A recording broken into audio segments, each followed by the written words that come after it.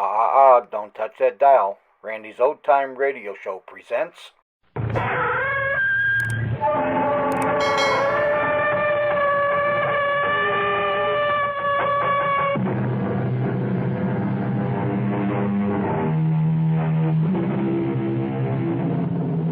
Come in. Welcome. I am E.G. Marshall. Welcome to the world of terrifying imagination. Our story deals with fate. Some call it luck.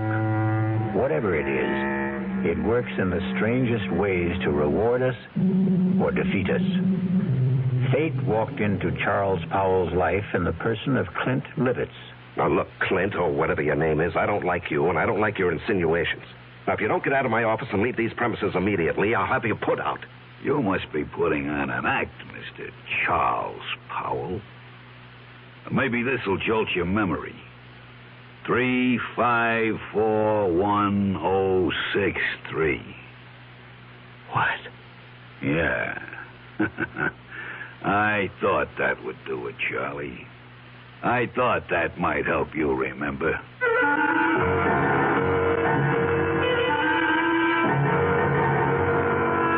Our mystery drama, No Hiding Place, was written especially for the Mystery Theater by Sidney Sloan and stars Larry Haynes. It is sponsored in part by the Kellogg Company, makers of Kellogg's Special K cereal. I'll be back shortly with Act One. And now another tale of the ball and chain at Kellogg's Special K. Presents Overweight on an overnight train. Is the seat taken? Please, sit down. You have exceptional legs. But why is one of them attached to a ball and chain? This ball and chain? It's a symbol. Funny, I would have sworn it was a ball and chain. I mean symbolic. Because carrying around a few extra pounds can be just like lugging around this ball and chain. I see. May I suggest something? Try a bowl of Special K, skim milk, orange juice, and coffee. It's the Special K breakfast. Will it make me lose weight? No. Oh. You must also exercise and eat smart at every meal. I see. Do you know the Special K breakfast is less than 240 calories, 99% fat-free, and delicious? No, but if you hum a few bars... And that's another tale of the ball and chain. Your happy ending could begin with the Kellogg's Special K breakfast. That's Kellogg's Special K. Good night. Well, it's all right to tell one lie, isn't it? You can't. Then how about lying just a little bit? Not a little bit. You mean you can never lie? Never. Well, why not? Because when you tell a lie, Yeah. it gets stuck inside your heart. You mean that just one lie will make your heart dark? Makes you sad, too. Oh. Then what should you do if you tell a lie? Well, you just say I'm sorry. And then what?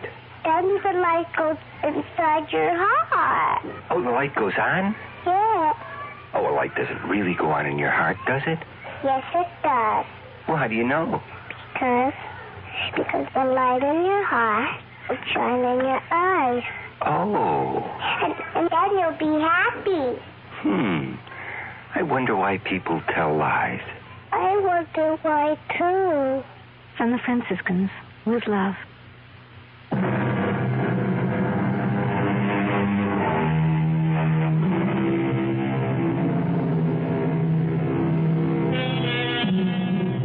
Everything looked right to Charles Powell that crisp September morning when he walked into his executive office at the J.P. McCready Company. And why shouldn't it? Charlie Powell was a big shot there. At 37, executive vice president of one of the largest manufacturers of heavy construction equipment in the country. And he had done it all in less than 12 years. It was a real-life Horatio Alger story, even to his being engaged to J.P. McCready's daughter, Allison. How could anything go wrong? But it did, the moment he walked into his private office. Yes, Elsie. There's someone to see you. Appointment? No, sir, but he says that you'll see him. Mr. Powell, maybe I'd better come in and explain. Yes, all right, come in. Sorry if I sound strange, but really, Mr. Powell, that man is kind of frightening. Frightening? Well, he just sits there and grins at me. I told him he didn't see people without an appointment. He said, Oh, he'll see me. Just tell him it's an old friend, Clint. You know anybody by that name? Clint? No, it doesn't ring a bell. All right, send him in. I'll get rid of him. Okay. Don't say I didn't warn you. Mr. Powell will see you. Nice of you to see me, Mr. Powell. Well, I try to see everybody, Mr. Just Clint. I don't think you ever knew me by anything but Clint. You must remember, Mr. Powell. Well, I'm sorry, but I don't... Come on, give it a try. Give it a good try. Now, look here, I'm busy, and I have neither the time nor the patience. You must be putting on an act, Mr. Charles Powell. Maybe this will jolt your memory. 3541063. What? Yeah. I thought that would do it, Charlie. I thought that might help you remember.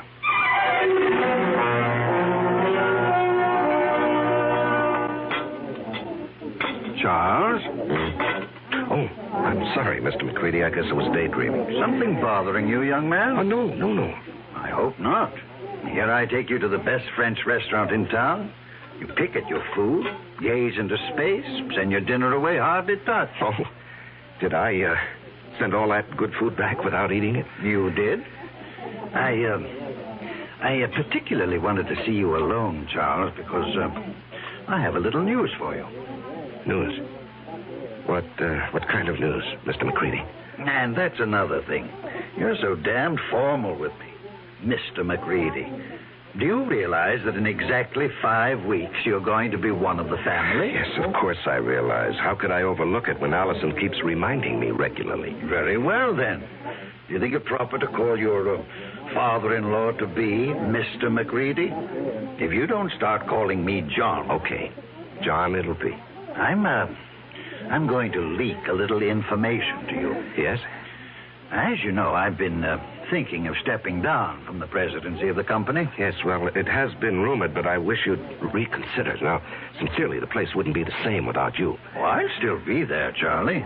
I'm not giving up my stock. The name of the company will still be J.P. McCready Company. The only difference will be that you will be sitting at my desk. Sitting at your desk? Well, I thought Hedges was slated to take over when you stepped down. No. Well, Tom was seriously considered, but he's a bit too old for the job. No, the company needs young blood. Well, I'm really bowled over. I've watched you grow. Come up on merit, ability. You're going to go far, my boy. Of course, the board will have to vote on your appointment, but... that, as the saying goes, is in the bag. Well, there's something you've omitted, John. You haven't asked me if I wanted the job. Is it necessary to ask? I remember another lunch with you several years ago. We got talking about ambitions, and you said that you would never be satisfied with second best. It had to be the top job, or you'd move on. Yes. But that was before this morning. What? Nothing. Just mumbling. I'd like to know how you feel about it, Charles. Well, even to be considered for the position is an honor, Mr. John.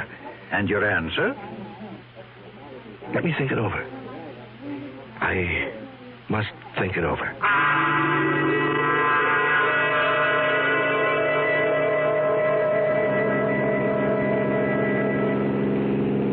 Trying to collect your life insurance, Charles? What? The way you're driving.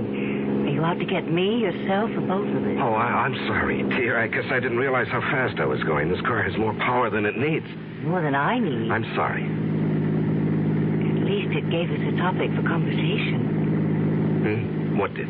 You're driving. Darling, I'm the girl you asked to marry you. Something is troubling you, something big. Allison, did your father tell you what he's planning? Dad never tells me anything. I have an idea he thinks of me as a bird brain. He wants me to take over the presidency of the company. That's marvelous. Couldn't have made a better choice. Well, you're prejudiced. But it's a nice kind of prejudice. I don't think I'll accept. What? But, darling, it's right for you. You've work toward that goal. You're the right man for the job. Am I? What is this? Lack of confidence, buck fever? You're being ridiculous, darling. No, I'm being practical and sensible. My being president of the McCready Company would bring nothing but trouble. What are you saying? I'm even considering resigning my present job. Why? Allison. Tell me. Whatever it is, I'll never stop loving you. I'll tell you. When I get up enough courage. Please, darling, be patient with me. Just be patient. I love you, too.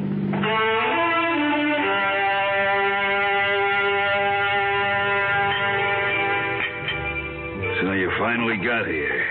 Thought you were going to forget our appointment. You didn't really think that, Clint. Oh, I knew you'd come. You wouldn't dare not to come. Sit. You got it with you?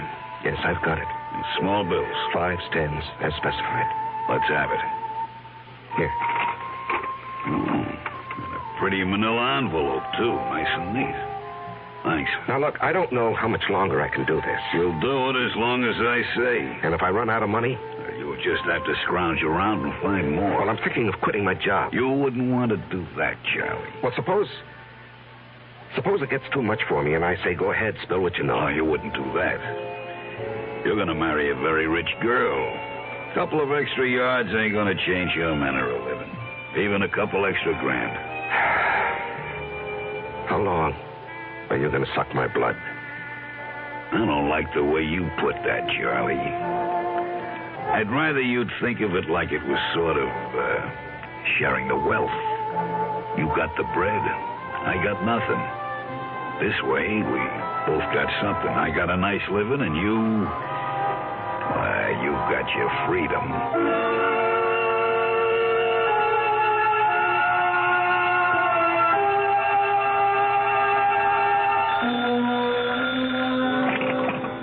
Hello? Charles? Oh, yes, Mr. Yes, John. Sorry to bother you at this hour. You weren't asleep, were you? At 10:15, no. The reason I'm calling... Yes. Is something bothering you, my boy? Well, I've had some things on my mind lately. I'm sorry it was so noticeable. Well, it occurred to me that a young man gets a bit absent-minded as the day of his wedding approaches. Perhaps a bit frightened. No, it isn't that, J.P. Oh, excuse me, John. Someone's at my door. Hold on. Just a moment. Forgive me for coming here. I've got your father on the phone. Come in, darling. Hello, John. It was just the porter with a package. What were you saying? Oh, nothing really. I'm just concerned. Whatever's troubling you can be taken care of. I'm backing you all the way. Well, I appreciate your feelings, J.P., but there really is no cause for concern. I'll snap out of this in a day or so. Good. It's reassuring to hear you say that. Now, forgive me for disturbing you. No, I wasn't disturbed. Thanks for calling. Good night. Good night, J.P. Even Dad notices that something is wrong. Yeah. I haven't seen you in 3 days. You trying to tell me something? All I want to tell you is that I love you very much. From a distance. Hmm? I called you at your office twice this afternoon. Allison, I can't keep this from you. I thought I could, but every day, every hour, it grows bigger. Until now it feels as though it's going to engulf me. And you, our life, everything that has meaning for me. Darling. No, hear me out. And then if you want to go out that door quietly, I won't say anything more, and you can forget that you've ever known me. Loved you? Are you trying to say you don't want to marry me? That you stop loving me? Darling, it's because I love you that I'm going to tell you. I considered keeping the whole matter from you, writing out the trouble and probably overcoming it. Darling, how little you know me. No matter what the trouble is, I want to be with you. If you want me. Allison, I'm a fraud. What? I'm not Charles Powell. It's a name I assumed to hide my real identity. Want me to go on? Yes, darling. Go on. At the age of 22, I was charged and convicted of murder and sent to San Quentin for life. I was innocent. Evidence, circumstantial evidence. Court-appointed attorney who didn't know what to do or didn't care. A weak effort to appeal, which was refused, and there I was, at 22, in prison for life. Chance of a parole only after serving 20 years. I'd be old, all my young life confined in prison. So, when I had a chance to get out... You escaped. And ran for 2 years. Do you know what it means to be hunted? You can't get a job, you have no place to live, you can't ever sleep for fear someone will see you and turn you in. Oh, darling. I was ready to give myself up when I suddenly discovered that it wasn't necessary to run any longer. I picked up a 2-week-old newspaper and read a report of my death. What? Yes, a man had been burned to death in a flophouse fire. The only thing he had on him was something that I had kept, my only possession, a locket belonging to my mother. It had a picture of her taken when she married my father. And it had been stolen from me as I lay asleep in a freight car. I guess the thief thought it was gold. It was just cheap gold plate. And the man was identified as you? My mother and father's names were inscribed on the back. The man was so badly burned that the locket was the only thing that could possibly identify him. And after 2 years of hunting, the authorities were glad to close the file on Robert Hagen. Robert Hagen? Sounds so strange.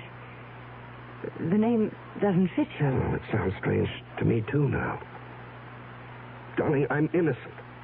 I never did it. It was all a mistake. I don't doubt that for an instant, dearest. I only wish you'd never told me.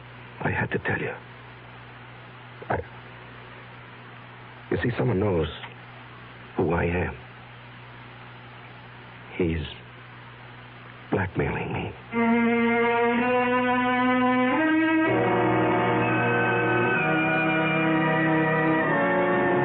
When you're being blackmailed, you don't have many alternatives. Charles Powell's whole life, his future, the happiness of the woman he loves, all hang by a very thin, flimsy thread. I'll be back shortly with Act 2. I'm Hy Brown, producer of Radio Mystery Theater. And as you may imagine, I'm excited about this new adventure in modern radio, this new statement of radio's marvelous power to stir the imagination. Now, we're wondering about your reaction, about who you are and how you like what we're doing. So to encourage you to get in touch with us, we're holding a drawing for 3 weeks. 50 prizes a week, 2 AM/FM stereophonos, 2 travel clock radios, and 46 anthologies of modern suspense. Just mail us your name and address, and you're eligible. Of course, we'd like knowing whether your glad radio drama is back, but name and address will do it. To Mystery Theater, Box 50, Radio City Station, New York, 119. That's Box 50, Radio City Station, New York, 119. Offer good everywhere unless locally prohibited.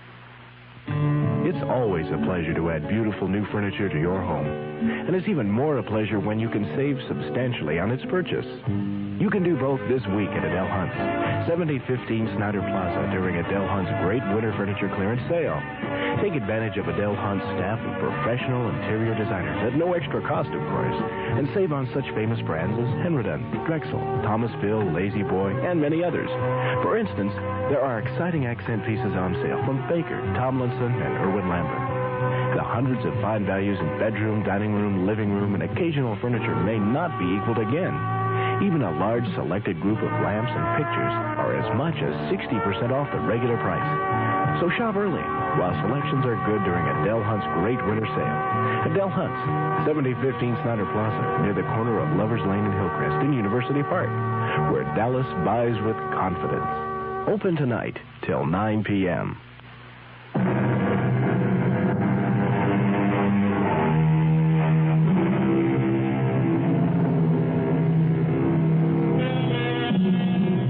When Charles Powell chose to give in to his blackmailer, he didn't envision the trouble that was building up for him.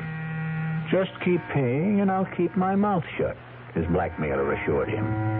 But then something happened that threatened to destroy Charles' fragile security. Yes, Elsie? Mr. Hamill is here to see you. George Hamill? Well, we're not playing tennis until tomorrow. I know that, Charlie. I've got something else to talk about. Business. Business? Yours or mine? Mine, but it concerns you. Okay, come in, George. Sorry to barge in on you. I know you're busy. Well, I'm never too busy to see George Hamill, rising young district attorney and next governor of the state. Your humor creaks, Charlie. Seriously, I've got something that sort of disturbs me. Oh? What does? Last night in a bar over on the west side, a man was bashed over the head with a bottle. He's in serious condition. Well, what has that got to do with me? Well, the man who did the bashing, an ex-con by the name of Clint Levitz. Yes? He's asking for you. Says you'll go as bail. Now, what I want to know is, how does a guy like you get mixed up with a Joe like that? George, what did you think? That he and I were buddies or something? I didn't know what to think. Well, I do know the man. He applied for a job with the company a week or so ago. The foreman who interviewed him discovered he was an ex-con, and he refused to hire him. It was brought to my attention when one of the societies that helps ex-cons called me. So you got him a job in the plant? No, I couldn't. I mean, I wouldn't go over the head of the foreman, but I did see him, and I handed him a couple of dollars. Couple of dollars? You know how much money he had on him when we brought him in? $276. Oh, well, maybe he got lucky at the races with the money I gave him. How much was it? Oh, gee, I don't remember. 15, 20. I just took it out of my pocket and handed it to him. It was a way of easing my conscience. I felt bad about the way our foreman had treated him. Well, take my word for it. This Clint Levitz is a bad customer. Stay away from him. What will become of him? Well, he'll go back to the pen where he belongs. Well, what's the bail set at? $5,000. And you're not seriously considering putting it up, are you? No, I was just asking. Because if you are, that's the last you'll see of your money. For that matter, Mr. Levitz, he'll jump bail. Please, George, I'm a big boy now, and I think I can make my own decisions. Well, who would have thought it? Charles Powell Bleeding Heart. Now, look, we've been friends for over 5 years. When you were running for DA, I backed you with substantial contributions. I like you. You're my friend. Now, let's not kick that all out because of some stupid disagreement. No. Let's not kick it out. I'm sorry, Charlie, but I just can't understand what your connection with that ex-con is.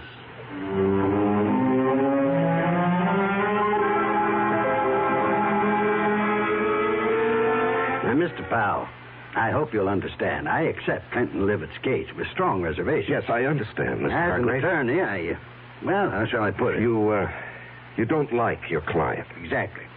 However, I shall do my best to get him off, or at least get him a light sentence.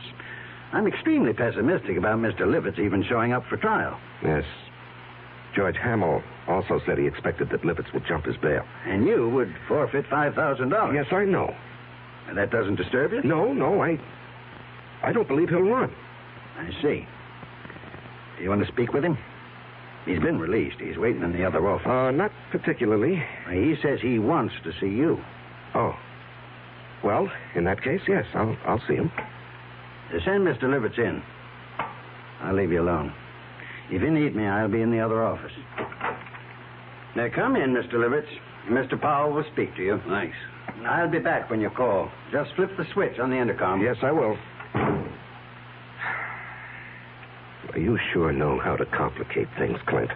Story of my life. Do you realize you could go up for 1 to 5 years for what you've done? No, it couldn't happen. What do you mean it couldn't happen? Because you wouldn't let it happen, Charlie. Look, even with the best lawyer defending you, he can't guarantee he'll win the case. You won't let me go to prison, Charlie. I'm doing my best for you, but... No buts.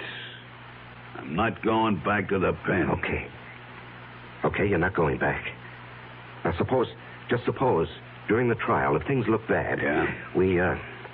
We get you out of town and let you run for it. Forfeit your bail. Oh, you'd like that, wouldn't you? I'd be out of your hair, and all it would cost you would be the 5 G's for the bail. No. I'd give you a substantial sum. Oh, Mr. Powell. No sale. I'm too old to run. Well, suppose I got you out of the country. With a good hunk of bread stashed away for me? Swiss bank account. I don't know. Why don't we play it by ear?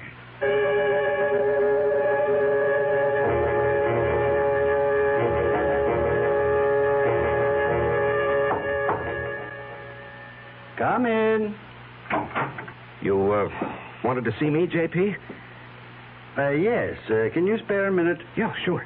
I've heard it on the grapevine that you were... how shall I put it? That you were aiding some ex-convict in trouble with the police. That true? Yes, it's true, John, and I think I know what kind of grapes grow on that grapevine. All right. Now, George Hamill. Oh, that damn busybody. Why can't he stick to his job and... Now, George is a friend. He tells me that the man you're protecting is a rather reprehensible character. Will you let me explain? It's just a matter of policy, my helping this man. Policy? Well, yes, you did ask me a few days ago to consider taking over the job of running this company. You're going to accept? Well, I was going to tell you today. Wonderful. Wonderful news. Allison will be delighted. I know she's been worried about your seeming reluctance. Oh, no, not reluctant any longer. In fact, I've got all sorts of ideas about what I want to do. This business of giving a hand to ex-convicts is just one of them. Do you realize what this would mean in publicity for the company? To take an interest in the rehabilitation of men who would otherwise be lost, a burden to the taxpayer? I'm going to hire a PR man. We're going to be the big corporation with a heart, J.P.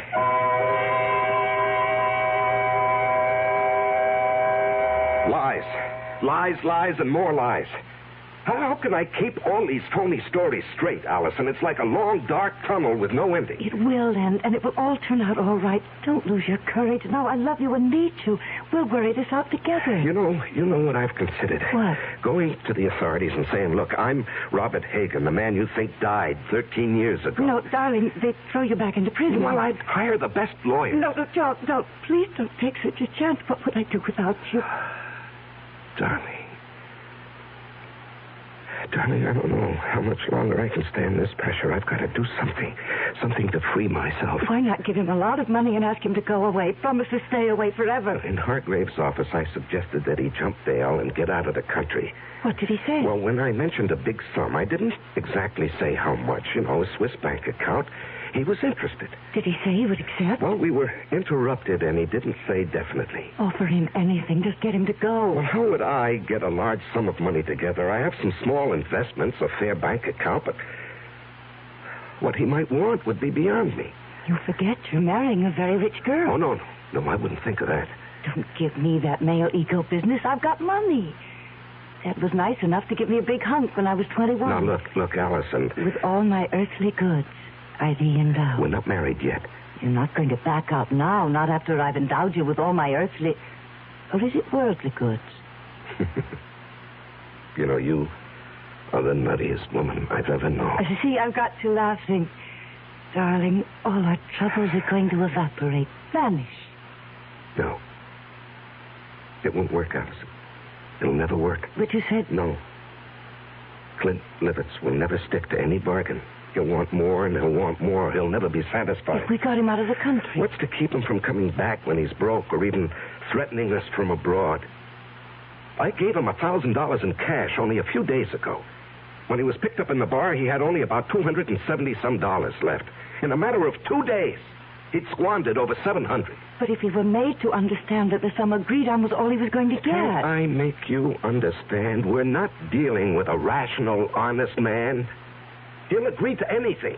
And then when his money runs out or he decides he wants more, he'll be right back. What can you do? There are only 2 things one can do about a blackmailer. Keep on paying and paying forever. And the other? And the other?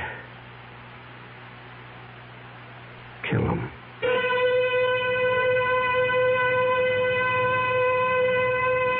Just 2 ways to deal with a blackmailer. Charles now must face his conscience.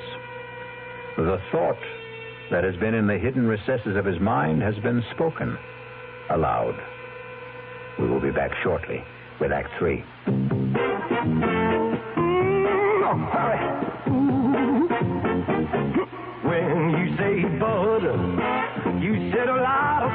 nobody else can say. Yeah. When you say, bud, you've gone as far as you can go to get the very best. Think about it and decide for yourself. Well, sure, the Budweiser people really do believe that brewing beer right does make a difference. But even that's up to you. Because the king of beer is leading all the rest. When you say Budweiser, you said it all. Anheuser-Busch, St. Louis. Who knows how to help you solve your shopping problems? The Better Business Bureau knows. Honey, the TV set just won't work. Who do I take it to? The lady down the street took hers into a place that charged her more than her set was worth. Gosh, I don't know. I'll tell you what to do, folks. Who are you? I'm the man from your Better Business Bureau. Now, before you take your set in for repairs, shop around and check into a firm's reputation. You know, that's even more important than the price. Friends and neighbors can help, or you can ask for a few names of previous customers to find out if they were satisfied. And since the amount you pay will vary from one place to another, it's up to you to find out in advance what a service will cost if you have it fixed at home. Just another consumer tip from your Better Business Bureau.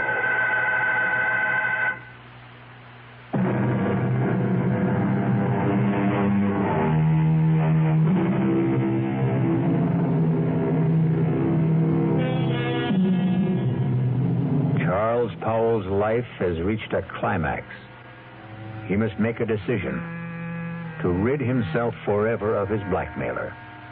And perhaps that very decision will destroy his life and the life of the woman he loves. The alternative is to keep paying and paying, never feeling safe.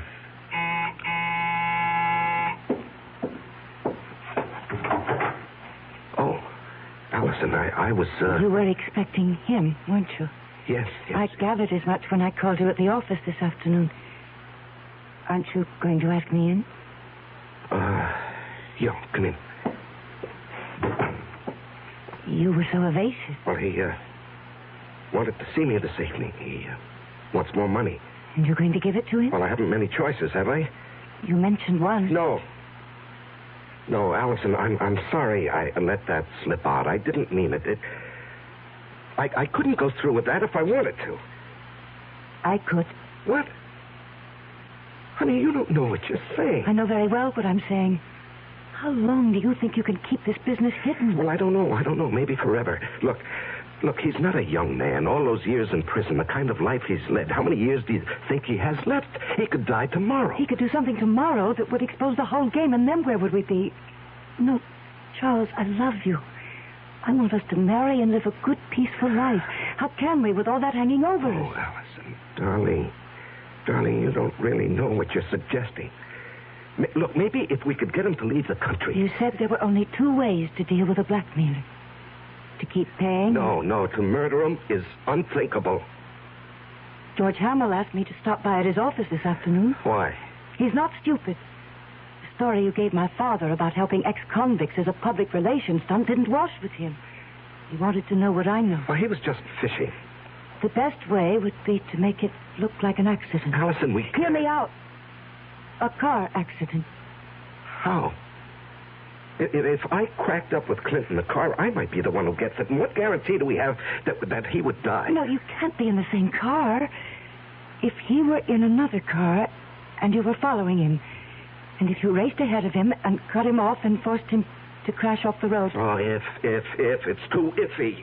It's so impossible. It's so dreamlike. It was a dream. Last night I dreamt you were in a car with me.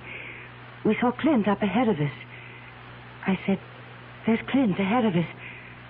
Cut him off and make him crash. Faster. We've nearly caught him. Now run alongside him.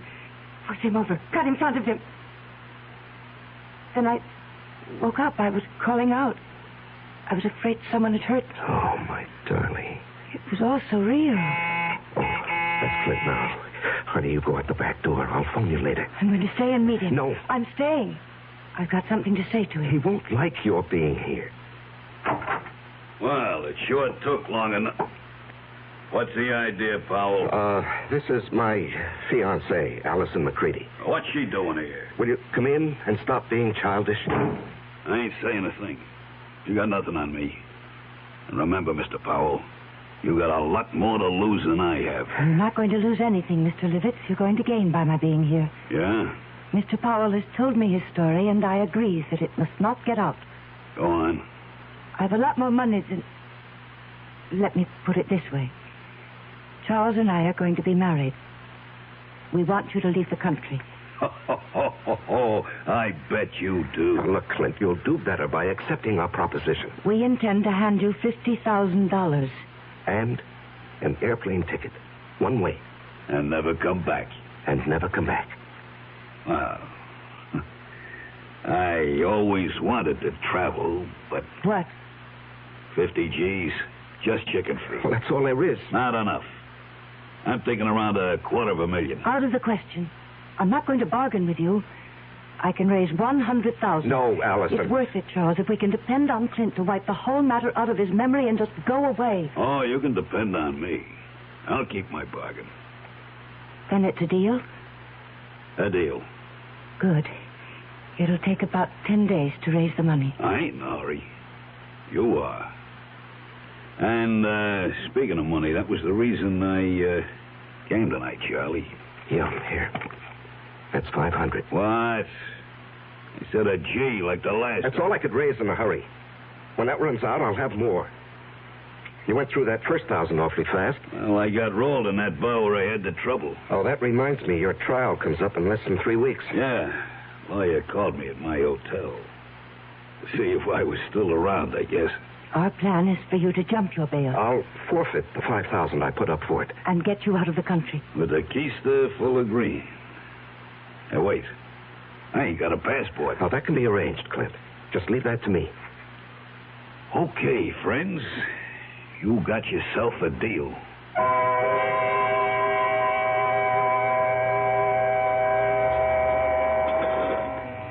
Say, Charlie. You're going to put this meal on your expense account, I hope. Too rich for your blood, George? Too rich for my pocketbook. That's JP's favorite French restaurant. Oh, yeah. Nice to have wealthy, high-paid executives for friends. I'm a simple man. I like simple things. And I like simple answers. Meaning? How long are you going to cling to that cockamamie story about your helping ex-cons rehabilitate themselves? Well, it's the McCoy, George. That guy got something on you, Charles? Pardon, monsieur, the telephone for you. Oh, yes, thank you. Where is it? It is here, monsieur. I will plug it in for you. Thank you. Just like the movies. Yeah. Hello? Charles? Oh, yes, Allison. I know George Helmel's with you, else he told me you were lunching with him. Listen to what I'm going to say, but don't let on to George. Yes, dear.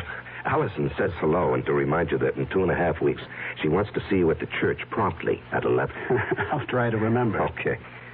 He's all set, darling. Now, what's so important? It's got to be tonight. I'll have the house all to myself. Why is the color scheme so important? The housekeeper and her husband are going into town to see their 15-year-old son in the high school play. Well, I don't see that that's such a problem. Choose whatever color will make the bridesmaids happy. Rent a car and let Clint take it to drive out and be here promptly at 9. Do not come together. You come out in your own car, but first report it broken down. Have it picked up tomorrow morning. You bring it back after it's all over. Understand? We did not see each other. You couldn't get here because your car was out of order. Oh, yes, I follow, dear. I follow. I'm not sure I agree. I have a .22 target pistol. I know how to use it. Yes, I know you have to ask him to come, dear, but then what do we do with the unwelcome guest? There's a spot about 100 yards behind the house. We get him out there in a wheelbarrow. There's a hole, an old cesspool. We drop him in, quick lime. Gardener's got several bags. But, suppose the gardener wants to supply some flowers for it. It's gone over a year fired. We didn't hire one after that. As soon as it's all over, we'll take the rental car and dump it over the edge of the road near town. You know that bad place where there's no shoulder on the road and only a flimsy guardrail? Mm-hmm. Yes, I know. I know. We dump the car there. Let it smash up. If it catches fire, so much the better. Then you take me back to the house and rush back to the city. Report the rental car stolen. You've been in your apartment all evening. Understand? Yes, the color scheme suits me fine, dear. You sure have it all planned. No baubles, no slip-ups. All planned. Yes, I'll be in my office till late tonight, 9 at least, if you want to reach me. Good. That was for George's ears, wasn't it? Yes, that's correct, Allison. Now, look, I have a report to get out. If you've completed your instructions, I'll get back to my lunch with George. Goodbye, dear. Wow. That's only the beginning, Charlie. Wait till she gets you signed on the dotted line.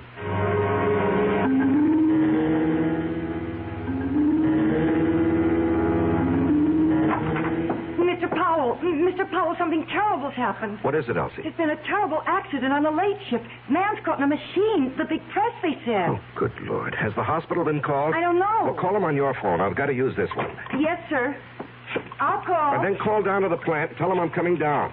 If it's what I think it is, the machine will have to be partially dismantled. Yes, sir. Hello? Allison, listen, there's a change of plans. Charles, where are you? I'm still at the office. Something's happened. It's 8:30. He'll be here at 9. Yes, I know. He has the rental car. I got it for him. When will you be here? Well, there's been a bad accident on the night shift. A man's caught in the big metal press. I've got to help get him out. But us? What about us? Well, when he comes, stall him. Just tell him what happened, why I'm delayed. I haven't got the money, Charles. Tell him I'm bringing the money, the airplane ticket, and the passport. Just stall him. I'll do my best, but hurry. He scares me.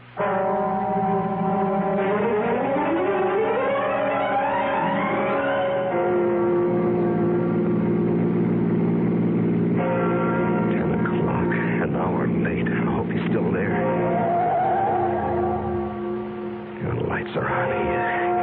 I'm not too late. He's still here. He's still here. Allison, open up. Clint, don't leave. Clint, wait. Will you wait? I'm here. Clint. I gotta stop him. I gotta catch him.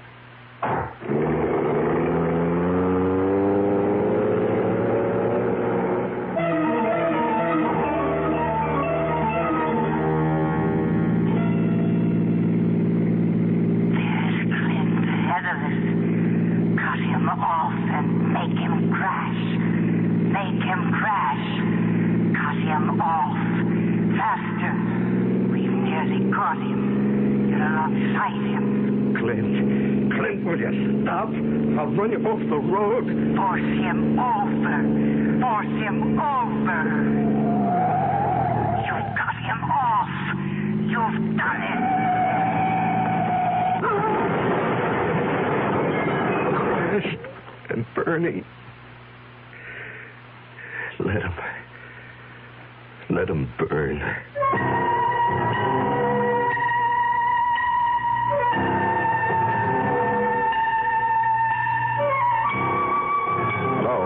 Is this, Arrow Car Rental Service?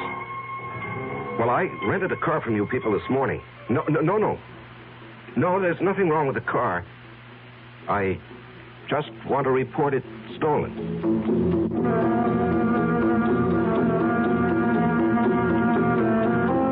The City Foreign Car Service? Look, I asked for my car to be picked up in my driveway. It's still here, and I called, or rather, my secretary called at 10 this morning. My name is Charles Powell.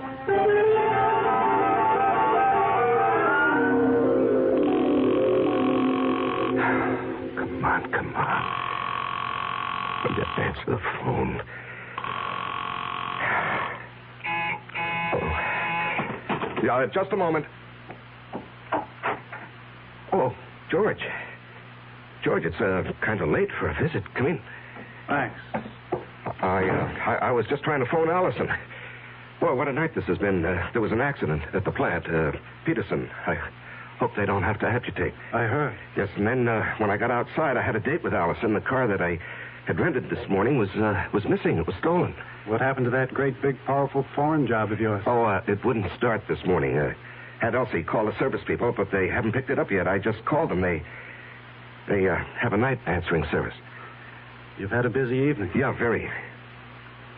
Well, I think I can clear up one of your puzzles, Charlie.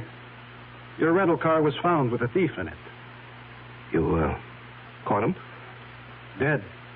Burned to a cinder. Oh. Must have been going at a terrific speed. Tire marks on the road as he went off. Cracked up and burned. Yeah. Some kid? No. This may surprise you. It's your protege, Clint Levitz. We found enough of him to identify him. And a slightly burnt, but still usable bankroll of sizable proportions. Well, that closes his case, doesn't it? And opens up several others. Incidentally, where were you all evening? Home. After I got back from the plant. You didn't go out? Well, I told you my rental car got stolen. I came home by cab to change my clothes. The big car is out of commission. I won't play games with you, Charlie. I checked it in the driveway just before I came up. The engine is still quite warm. You want to explain that? No, I don't want to explain.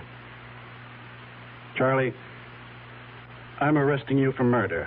I must warn you that what...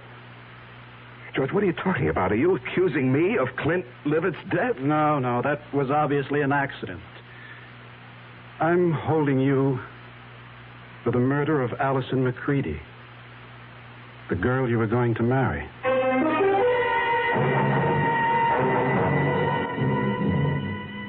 And in conclusion, ladies and gentlemen of the jury, my prosecution of Charles Powell, or Robert Hagan, has been a painful task. I was his best friend. It was difficult to believe that he would kill the woman he loved, but the evidence is conclusive. Charles killed his lovely fiancée because she discovered his real identity, an escaped convict, a killer sentenced to life for another murder. The testimony of the housekeeper, Mrs. Francis, cannot be doubted. She did not leave the house as he thought. She saw him run from the house, jump into his car, and race away. And then she discovered the body of Allison McCready shot through the head.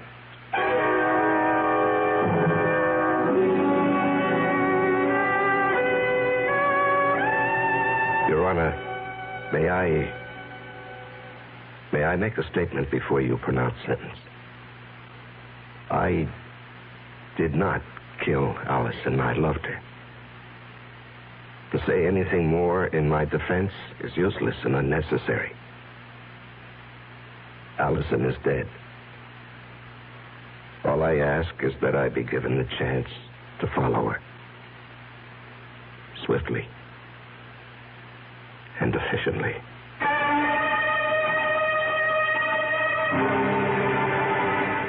And so a man is twice accused of murder and twice sentenced for the crime.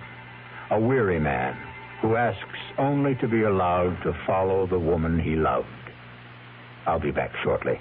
Take the time to listen. Take the time to care. If I know you understand me, then my mind is yours to share. Listen with your heart. Listen with your mind.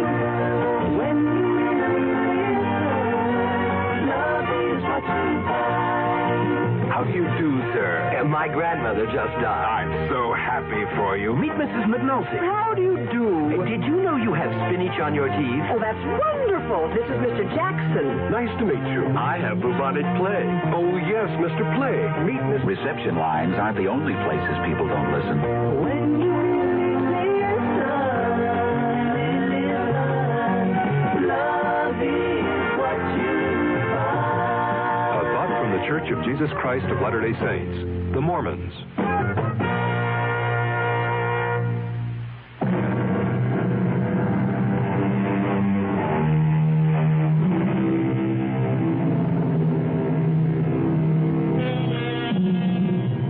And there we have it. Charles Powell's joust with fate. What difference did it make that he knew that Clint had murdered Allison? They didn't believe him. and he was too weary to try to make them believe. Our cast included Larry Haynes, Ann Meacham, Jackson Beck, Sidney Walker, and Tom Keener. The entire production was under the direction of Hyman Brown. Now, a preview of our next tale. I don't understand it. Tub's bone dry, ma'am. Hasn't been used. Now, not tonight, anyway. His clothes. Howard's clothes. He'd empty his suitcases and put his clothes in the closet. Here's his suitcases, too. Just ladies' clothes. Yours, ma'am? Yes. Hey, look, this dream you had. It was no dream. Okay, so maybe you imagined... I didn't imagine anything. Do you imagine a husband? You imagine a month-long honeymoon. You imagine a man in a chair with a knife in his chest. Radio Mystery Theater was sponsored in part by Anheuser-Busch Incorporated, brewers of Budweiser. This is E.G. Marshall inviting you to return to our Mystery Theater for another adventure in the macabre. Until next time, pleasant dreams.